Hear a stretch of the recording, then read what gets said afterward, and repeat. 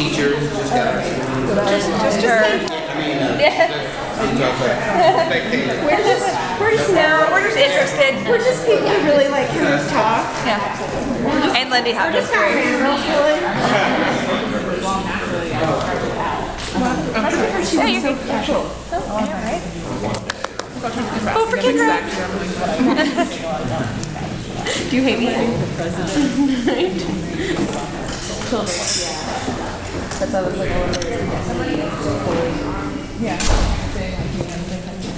Okay. Everybody hear me? Yes.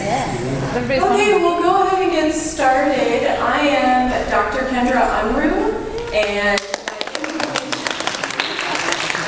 I have a fan club. My information is here on the PowerPoint slides in case you're interested in looking at some of my published works. You can find them on the academia.edu site. I published a journal article about Black working class women dancing during the original swing era, and the paper that I used to make this presentation today is available online through the Purdue website. Purdue's where I got my PhD. And you can also see the abstract to my dissertation and get a copy of it if you have access to ProQuest. So I did my dissertation on the Lindy Hop. And today I'm going to focus just on kind of the very beginning of that journey. I'll give you a brief little explanation how I decided to do my PhD on the Lindy Hop. When I was first dancing about 11 years ago in Wichita, Kansas, Wichita people in the background, somebody pointed out to me, Paul, for those of you who know Paul, that swing dance was primarily white dancers, whereas when we went salsa dancing, you had a lot more diversity. And this just kind of got me thinking, how did this happen? A dance that was invented in Harlem by Black working class youth is now primarily danced by white dancers. And so when I started my PhD program and I was looking for a dissertation topic, I started thinking about this question more and more, and it became the basis for my journey for my dissertation. How did the Lindy Hop become white? And I ran across this quote my first semester in graduate school from Trisha Rose's book about rap music, but also Black cultural forms. And she says, white America has always had an interest in Black culture. And we're going to talk today about how some of that interest became the way that the Lindy Hop was what I refer to as cultural appropriation of the Lindy Hop by white youth. So, typically, when I do this presentation, I am doing it for people who have no idea what the Lindy Hop is, or they're not really sure what the Lindy Hop is. So I've tried to modify this presentation today for dancers, but I always start with a clip from Hell's Poppin'. So I thought, well, just in case there's anybody who has not seen the clip, it's a good way to start and just make sure we all kind of know about Frankie Manning and where the Lindy Hop started.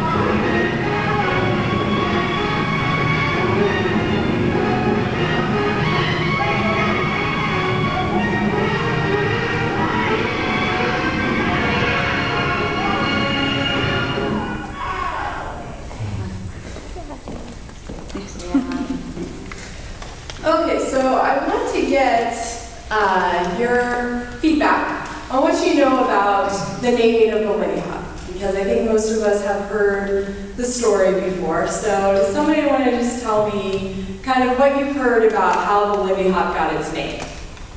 I thought it was Charles Lindbergh with the Atlantic crossing. Okay.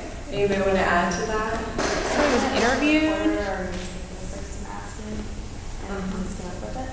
Uh-huh. Yes, yes. Is anybody specific? Who did the reporter Shorty ask? George? Shorty George Snowden. So the legend is that Shorty George Snowden, shortly after Charles Lindbergh's hop across the Atlantic, was dancing in the Savoy, and a reporter came and said, "What are these moves that you're doing? What's this dance that you're doing?" And he looked down, and there was a newspaper laying in front of him, and it said, "Lindy hops across the Atlantic." And Shorty George Snowden said, "The Lindy Hop." And this story is repeated over and over and over again. Unfortunately, even though it's a great story, it is more fiction than fact. Norman Miller and Frankie Manning, both in their autobiographies, tell this story. And Frankie Manning in particular says that he heard it from Shorty George Snowden himself. However, more recent scholarship really disputes this story. So, yeah, I know. Sorry to ruin things for you. Marshall and Gene Stearns wrote a book called Jazz Dance. It was first published in the early 60s and then republished again in 1994. And this was the kind of only scholarly work that even mentioned the Lindy Hop for many, many years. And it is referenced in all scholarly works about the Lindy Hop. And they interviewed Shorty George Snowden for their book in, I believe, 1957. And Shorty George Snowden said nothing about Charles Lindbergh in his account. He said that he called it the Lindy when he was dancing at the Manhattan Casino in a competition, and a Fox Movietone reporter asked him what dance he was doing. Snowden explains that we used to call the basic step the hop long before Lindbergh did his hop across the Atlantic. It had been around a long time, and some people began to call it the Lindbergh hop after 1927, although it didn't last. And scholars say that the Lindbergh hop was actually a completely different dance than the Lindy Hop. More recent scholarship by Hubbard and Monaghan, or however you pronounce that name, go into this story even further. They say that it was probably a publicity gimmick started by the Savoy Ballroom to get the rich downtown white clientele to come to the Savoy. They believe that the legend obscured the dance's true identity by presenting it as an anonymous novelty response to Lindbergh's flight, rather than an aesthetic expression of evolving African-American consciousness in Harlem. So this is where I say the beginning of the cultural appropriation happens. Because instead of accepting that the African-American community at that point in time was creating something, creating their own expression, white people started looking at it and saying, oh, this must be a response to a white man's achievement in America. So the evolution. How did the Lindy Hop really even start? Most scholars say it came from three different dances in the 1920s. The Charleston, which we all are familiar with, the collegiate, and the breakaway. And I think some of you are familiar with the breakaway. Maybe some of you went to Sunflower Swing. One of the classes was about the breakaway. The breakaway has a lot of the same sort of look, but it's more of an upright ballroom sort of style to it. And the breakaway step, in particular, is where they separate at the end, which is what it looks like at the end of a swing out.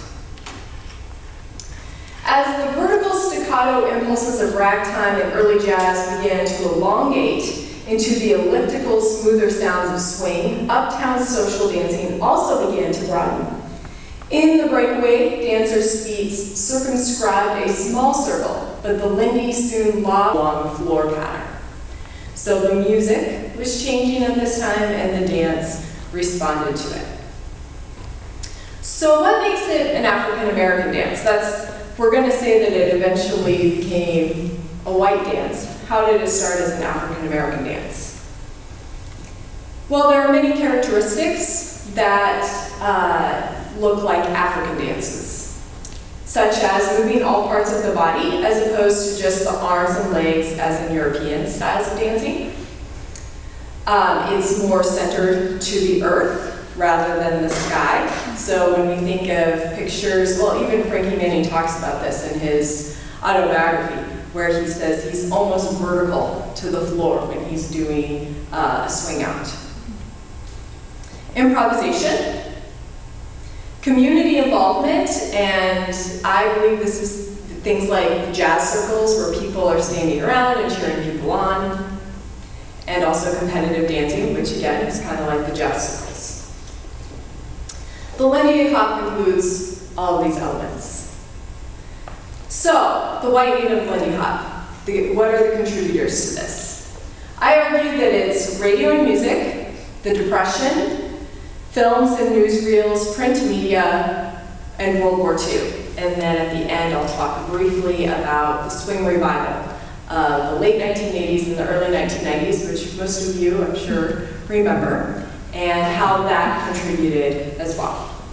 So the first one, radio and music.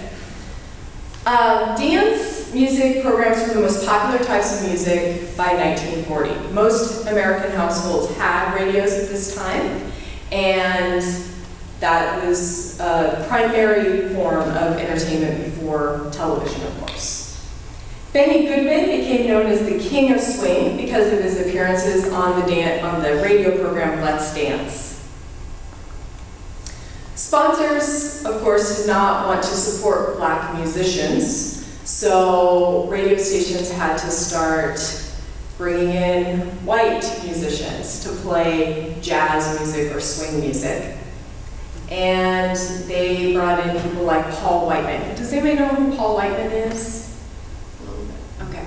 Paul Whiteman took a lot of the things that seemed exotic to white audiences as far as jazz music goes, and then he put it into a form that was what people thought more palatable to white audiences. So he took a lot of the improvisation out, and he made it his own form of swing, which was called symphonic jazz.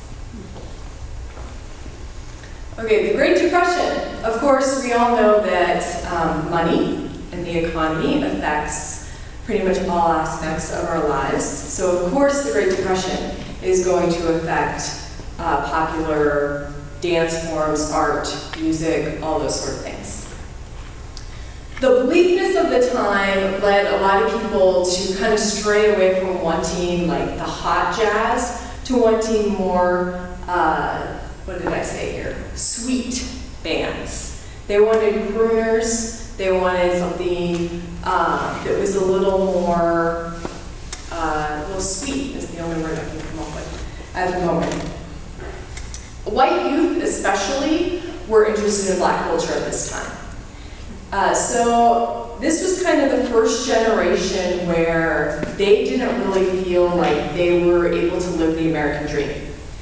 Everything that their parents had been telling them just really didn't apply anymore. The idea of, you work hard, you get a job, you buy your house, you achieve the American dream. Just, it was not available to these white youth. And so they started looking elsewhere for their American story. And of course, they were able to find it in people who were creating music and art that had also failed to be able to achieve the American dream. And this, of course, were cultures or ethnicities that did not previously have those opportunities. Also, the lack of jobs meant more white students were staying in high school longer instead of leaving high school to get a job right away, or or even getting a part-time job. So they had a lot more leisure time, and in that leisure time, they became interested in dance and music. And like I said before, they felt that they could better relate to music from Black people because it was telling this story that they felt that they were excluded from the American dream. Okay, films and newsreels. So we know that Whitey's Lindy Hoppers, which Frankie Manning and Norman Miller were both a part of, did a number of films. And I've listed a few of them here. A Day at the Races, which is where most of these pictures that you see are coming from. Merry-Go-Round, Radio City Rebels, Keep Punching, Hell's a Poppin', which we just saw a clip from, and Cabin in the Sky. So all of these films, you would think, okay, we have Black dancers, Whitey's Lindy Hoppers, in all these films. Why isn't the country seeing this as a Black dance? Anybody have any ideas? Yes? They weren't actors in the films. They were just kind of a sideshow almost. Exactly, yes. That is one thing. Any other ideas? Do you guys remember, this kind of goes back to what Chris just said. Do you guys remember how the dancers in Hell's a Poppin' were dressed? Were they staff? Yeah, so they are definitely portrayed as maids, servants, cooks, staff members, working class. So they are, as Chris said, they're not the feature of the film by any means. They are a sideshow. Another important thing to remember is that a lot of these dance scenes were not shown in the South and other parts of the country because people didn't want to see racial intermixing. So while we have seen all these clips of Black dancers, at the time when these movies were being shown in movie houses, those dance scenes were deleted completely. And so people never saw Whitey's Lindy Hoppers. And, I don't know if I did that or if that happened by itself. But you see Dean Collins over here in the picture. Does everybody know, people are familiar with Dean Collins? Okay, I don't know what happened. It's going by itself now. Ghosts. So Dean Collins was one of the first white dancers who was seen in films, and he had over 30 films to his credit. And so for a lot of people, this is the first time they even saw Lindy Hop, and it was being done by Dean Collins. And does anybody kind of know like what the difference between Dean Collins' style of dancing and more the Savoy style of dancing is? Yeah. Dean Collins is kind of smoother. You don't really lift your feet up, not a lot of air steps. I guess they used to call it Hollywood style. Right. And they called it Hollywood style because it was what was being portrayed in Hollywood.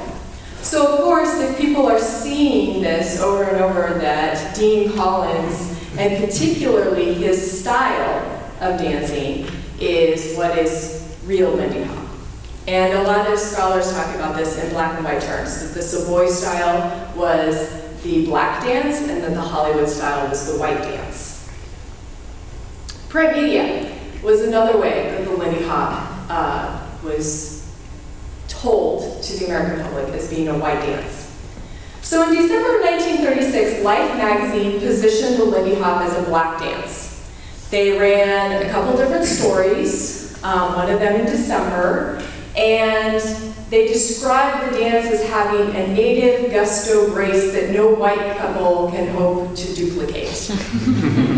They also used words like barbaric to describe the dance, which of course, as we know, and primitive was another word they used. So as we know, these terms are racist terms, and of course coded the dance for the white audience of the newspaper as being black.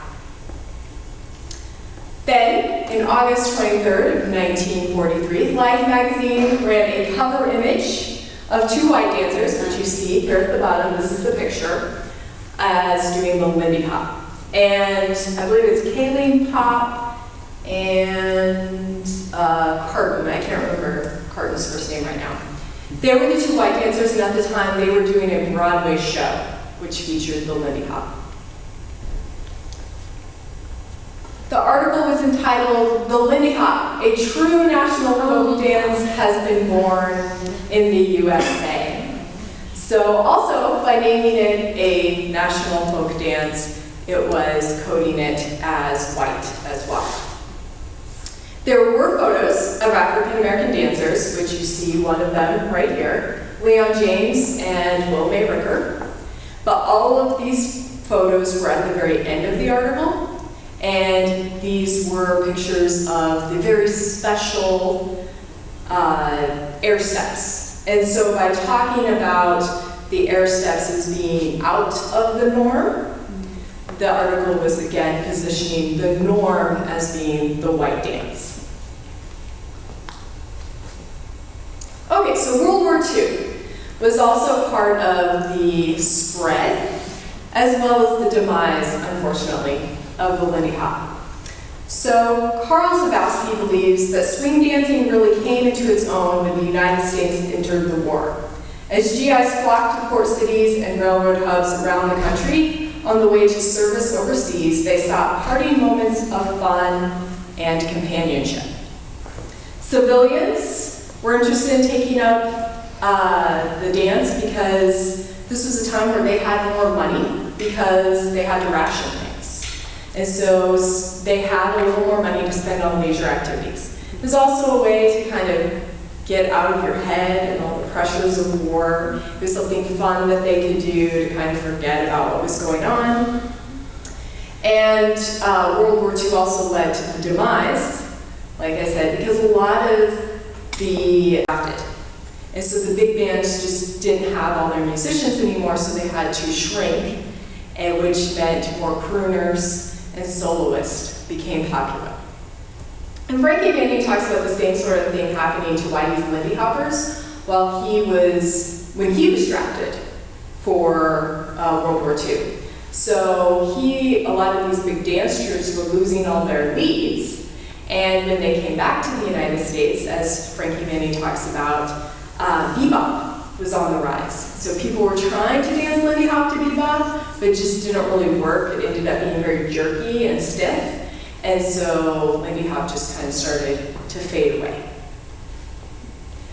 Now, the swing revival, most of us think of starting the late 1980s, or in my case, I always think of it starting in the late 1990s, because that's the first time I really remember having any consciousness of it. But it's important to note that dancers such as Norma Miller were doing the Lindy Hop in New York City fairly regularly. She, Al Minns, some of the early dancers, they were meeting, I can't remember the name of the club right now, in New York on a weekly basis. And I believe it was 1984 that Norma Miller called up Frankie Manning and said, "Hey, you need to start coming down. We're doing, I think it was Small's Paradise, maybe. You need to start coming to Small's Paradise. We're doing the Lindy Hop." But it really became a national phenomenon when, of course, neo-swing started on the rise. It grew out of rockabilly, ska, and the punk movements, which were, of course, white movements. The Lindy Hop dancing revival of the 1990s was part of a much larger retro revival within white America.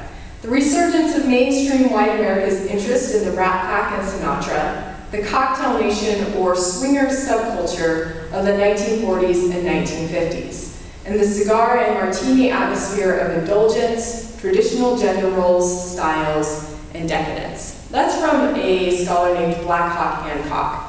And if any of you are interested, he is a very prominent sociologist at DePaul University. Most of my sociology friends are like, "You know Black Hawk Hancock?" And he did a 6-year ethnography study of swing dancing in Chicago as a white dancer. And he writes a lot about how white dancers adapting to the current modern day swing dancing. And I believe 2014, his book was published about Lindy Hop.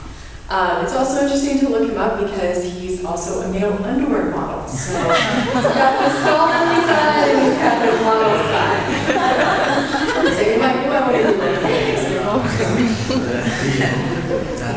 So one of the things that really fueled the revival of swing, and if you're interested in talking about this more, I have a whole chapter about the swing revival.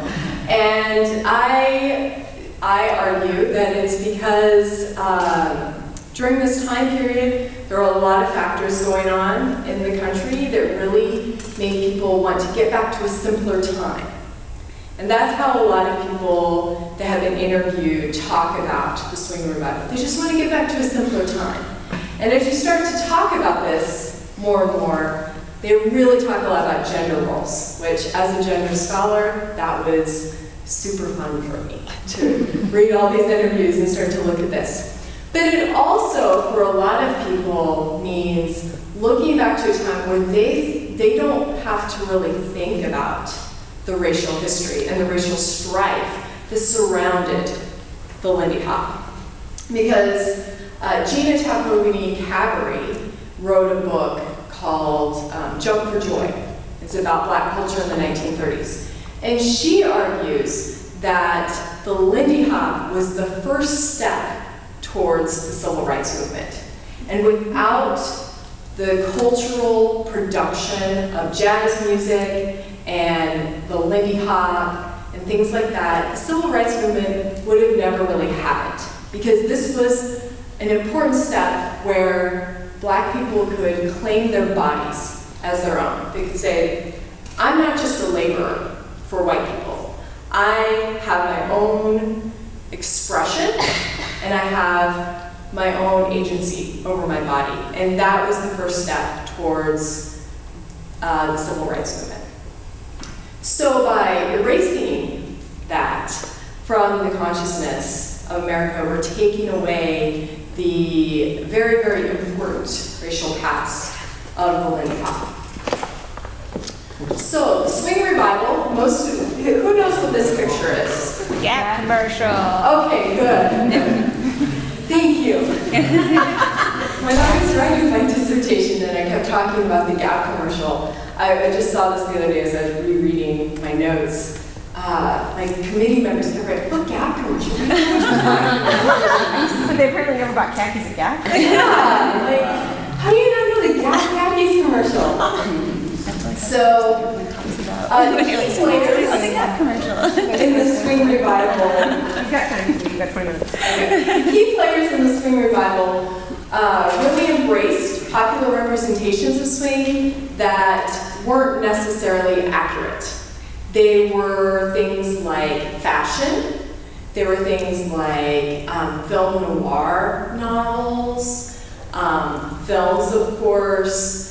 But a lot of it had to do with kind of the culture surrounding 1940s America, but these were all productions that were primarily for white Americans. Now, the swing revival happened kind of simultaneously on two coasts. So on the West Coast, you have neo-swing bands popping up in Southern California. How many of you have seen Swingers, the movie? Okay, yeah, I write about swingers in my dissertation. So that's kind of like the West Coast representation of neo-swing. You have people that are very interested in, they're wearing the clothes, they're drinking their martinis, they go to the swing dances, but they might not necessarily even dance, or maybe they dance one or two songs. But it's just kind of like, this is their lifestyle. They're wearing the rockabilly outfits, the hairdos, all that. They saw it very much as a lifestyle.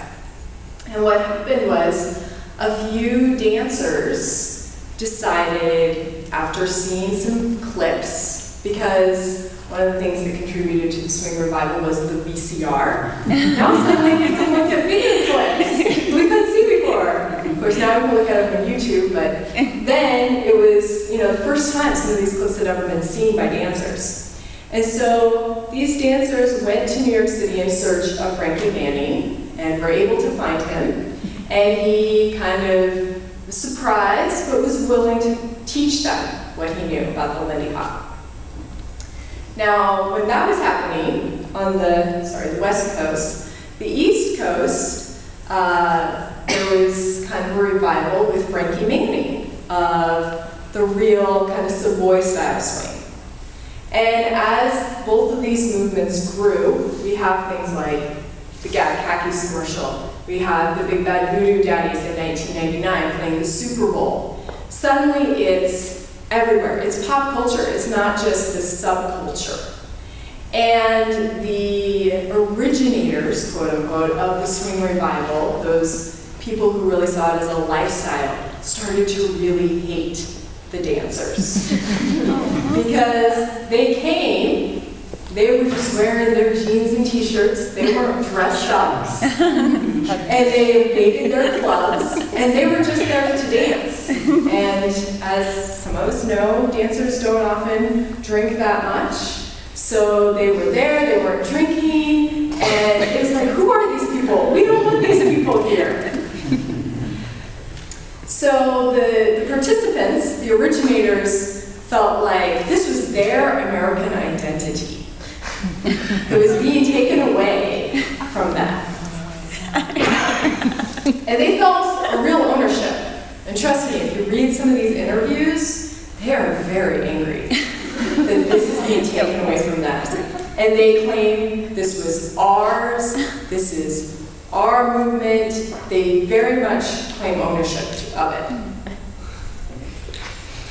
However, they neglect the fact that it was never theirs to begin with. None of them ever talk about Black musicians or Black dancers. So, with all of this happening, with kind of all this negative stuff that I've talked about, are there really benefits of the swing revival? This is a big question because we're all dancers and we all do this on a weekly basis. And I have people ask me this all the time. Why, like, what are we supposed to do? Like, what, you know, like, we love the dance, but of course we don't want to be contributing to a cultural appropriation or a stealing of something that isn't our own. So are there benefits to the swing revival? What are we supposed to do? So there is a scholar named Brenda Dixon Gottschalk. She writes about Black dance a lot. And I really appreciate what she says at the end of her book. She says that swing dancing is very much like other Black cultural forms in that Black people invent it, white people become interested in it, they appropriate it, they academicize it, which I, of course, am part of that, unfortunately. And while they're doing this, Black people move on and start inventing something else. And with swing dancing, or Lindy Hop in particular, this has happened, but without this big resurgence of interest in it in the late 1990s. It was happening on a weekly basis with dancers like Norma Miller and Al Minns. But after they died, would people really have known the real Savoy style swing? Or would they have only known the Hollywood style swing?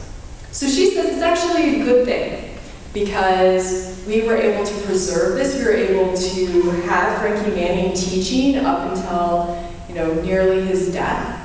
And we were able to recover a lot of this history from people like Norma Miller and Frankie Manning. Like I said, people became interested in the dance from Frankie Manning. And as most of us know, I think all of us know who Frankie Manning is, and some of you may have even had the chance to meet him and learn from him before he died. Unfortunately, when I was originally writing this paper, it was, I believe, on Monday. I was frantically searching the internet for more sources for this paper, and I came across the news of Frankie Manning's death. And this is quite upsetting for me at the time because I had just started working on my dissertation and I had planned to hopefully interview him as part of my dissertation. But the thing that I talked about at the end, or the conclusion of this paper, the conclusion of my dissertation, was how without the resurgence of the swing revival, we could have lost all those years that we did have with Frankie Manning to be able to learn from him and gain a lot of knowledge. And so I believe that the swing revival was very beneficial, and that's why I think all of us are here today dancing. And I hope that this presentation has given you kind of a better understanding of the history. As I told Evan Borscht, for those of you who know, the other day, he called me to, argue with me about my presentation. And he, of course, is like, well, what are we supposed to do? So I said, I think doing this presentation and learning more about the history of the swing dance is the number one thing that we should be doing for as Lindy Hoppers. And I kind of consider myself, I guess, as the evangelical personally, to give you guys some of this information so that you can better understand how we got to where we are today. And if you are interested in knowing more, I, of course, be happy to talk to you or give you some resources. I have about 3 pages of bibliography here, if you would like to read any or all of these books. And like I said, I don't know if all of you were here at the beginning, you can look at these, the bottom website here is my academia.edu site, and you can get links to my publications, if any of you are interested. So, we have some time left, good. If anybody has any questions, I'd be happy to answer those. A question. Yes? When did Frankie Manning pass away? I believe it was April 30th of 2008, is that correct? It was like a month before his 95th birthday. I'm not sure if you said, but what originally to you caught your interest in the dance? Like, what was your first experience? Like, oh, I'm seeing it for the first time. What is this? Or like, how did you get into it, I guess? It was the Gap Khakis commercial. It was. It ran in, let's see, I want to say it was 1998. On a Thursday night. I know this because I write about it in my dissertation, but it ran, they had it run through ER, because ER was like the prime show at that time. Well done. Welcome to the 90s. Yeah, and that's what really, and a lot of people say that is what sparked the whole swing revival, was that commercial. But I remember seeing that, and I remember being interested in it.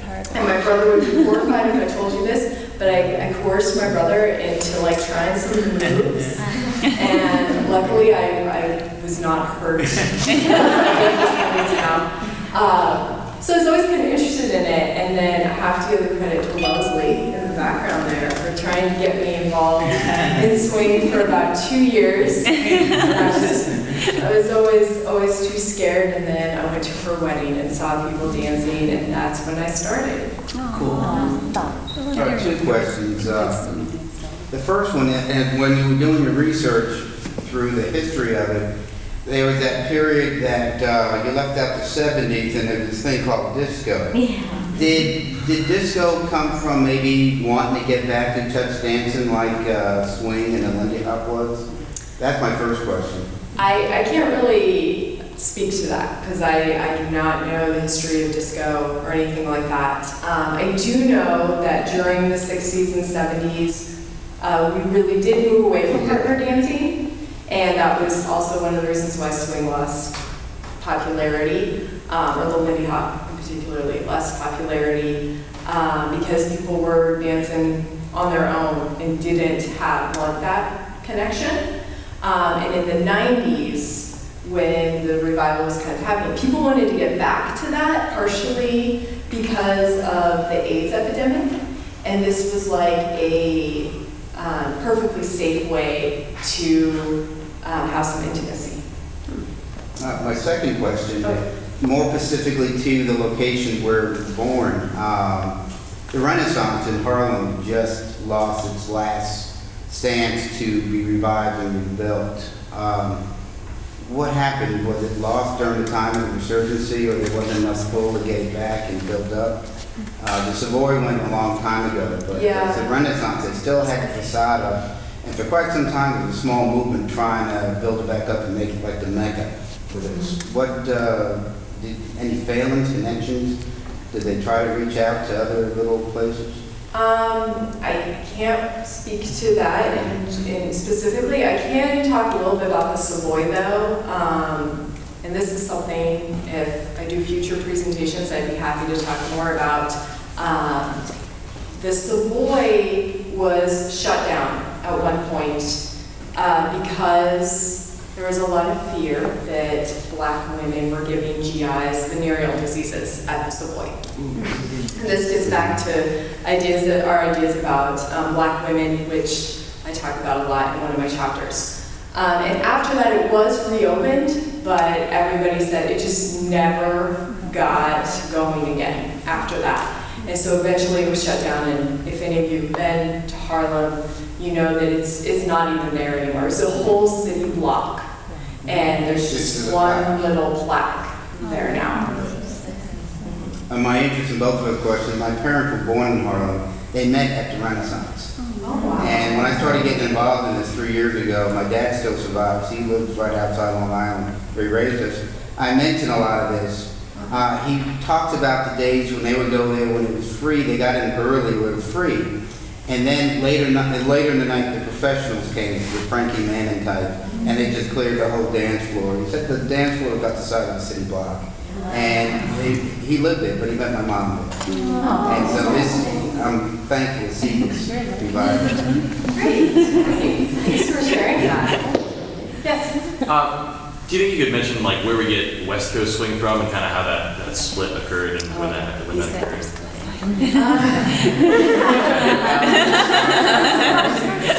I can't really. I don't know the history of West Coast swing. I focused my research very specifically on Lindy Hop. I have a little bit of knowledge about kind of the split between the Lindy Hop and the jitterbug, but a lot of scholars even don't separate the Lindy Hop and the jitterbug. They talk about that. They use the terms interchangeably. So I'm sorry, I can't. I don't know the history of West Coast swing. Other questions? Yeah. So out of all of those sources that you use, do you have a favorite or one that you think would be really super accessible? Well, that kind of depends on what specifically you're interested in. If you're interested in just like historical accounts, or you're interested in more autobiographical, or you're interested in more like scholarly,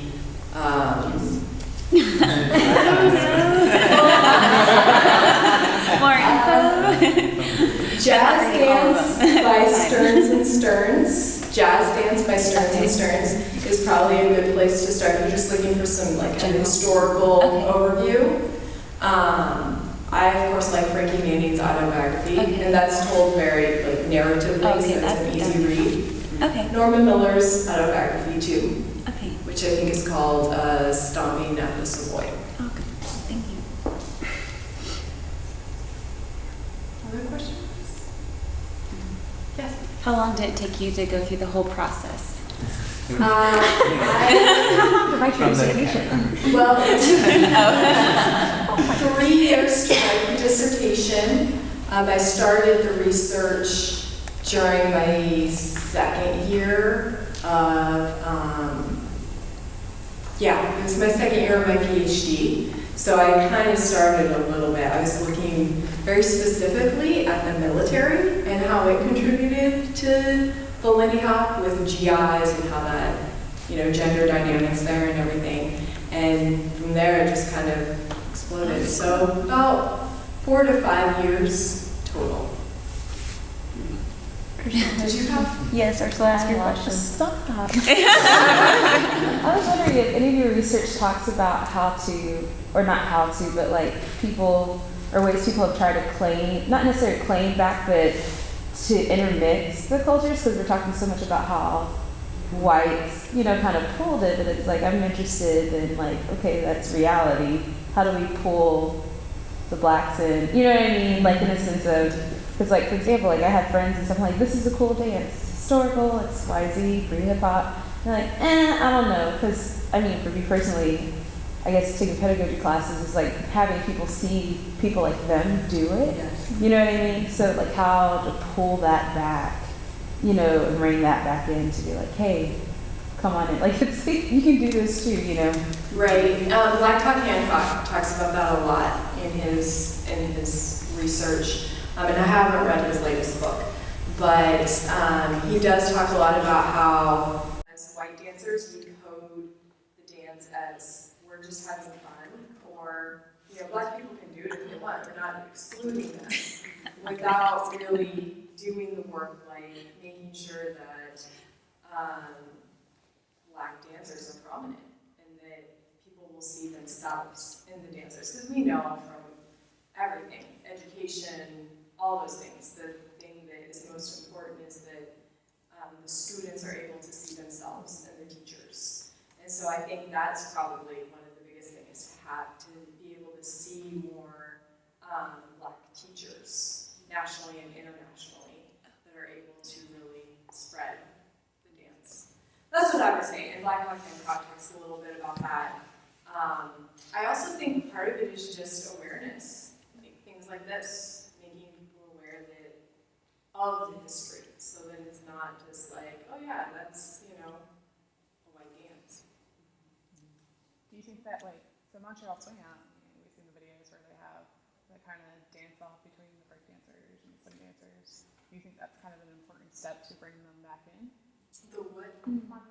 Montreal Swing Out, there's a great video, if you guys haven't seen it, they've done it the last couple of years of break dancers versus swing dancers, right? And it's predominantly African American base, but it is at that point bringing them back into the swing dance society and gaining more interest into it.